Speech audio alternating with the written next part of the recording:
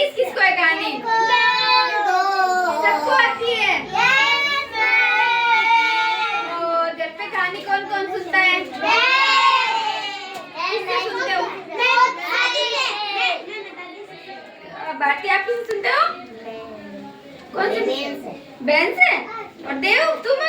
पापा से। और अक्षरा तुम? दादी से। सारे कहानी सुनते हो?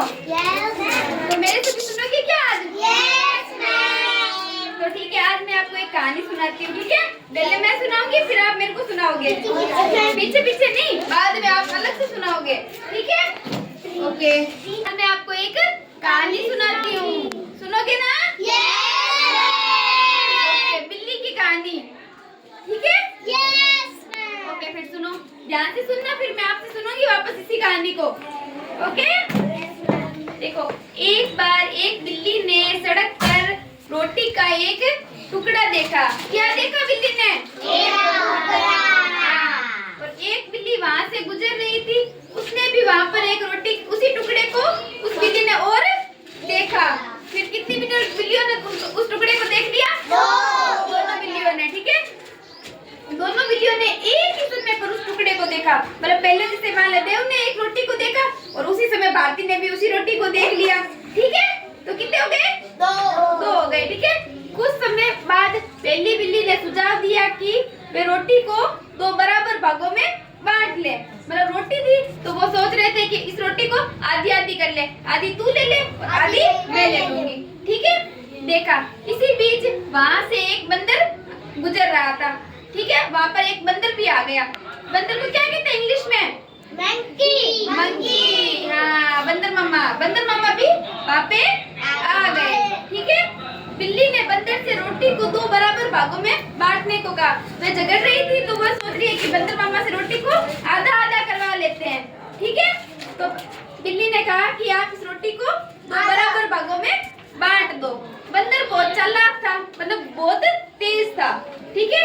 उसने अपना फायदा देखा, उसने रोटी को दो टुकड़ों में बांट दिया।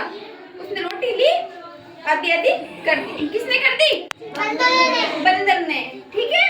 मतलब आधी आधी कर दी और एक टुकड़े को बड़ा रखा और एक टुकड़े को थोड़ा छोटा रखा, ठीक है? और फिर आकार की जांच, मतलब उन दोनों की जांच हुई रोटी की, तो एक टुकड़ा बड़ा था, एक टुकड़ा छोटा था। उसने देखा कि दूसरा टुकड़ा बड़ा है और उसने उसको भी काट लिया। फिर बड़े टुकड़े को थोड़ा सा और काट लिया और इसी प्रक्रिया को बार बार करता रहा। कभी इस रोटी से आधा टुकड़ा काटता, कभी इस रोटी से आधा टुकड़ा काटता। ऐसे करके बंदर ने सारी रोटी को खुद ही खा लिया और बिल्लियों के पास कुछ भी नहीं बचा और बिल्लियां वहाँ से मुंह उतार के चली गई। तो इस कहानी से हमें क्या सीख मिलती है?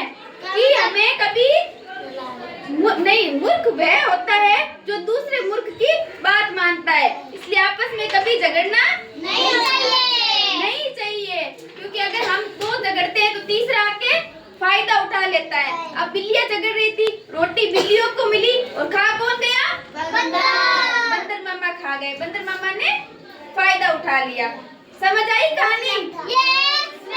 सबको समझ आई? अर्पिता खड़ी हो, अर्पिता खड़ी हो। पता कहानी में कितने जने थे? तीन। कौन कौन थे? एक बिल्ली थी और एक फिर बिल्ली एक थी या दो थी? दो थी ना। और एक कौन था? मंकी। बंदर मामा भी थे। दो बिल्ली मौसी और एक बंदर मामा, ठीक है? और रोटी का टुकड़ा किसे मिला? बंदर मामा को मिला। अच्छे से बताओ। बिल्लियों को मिला था। दोनों बिल्लियों को मिला था।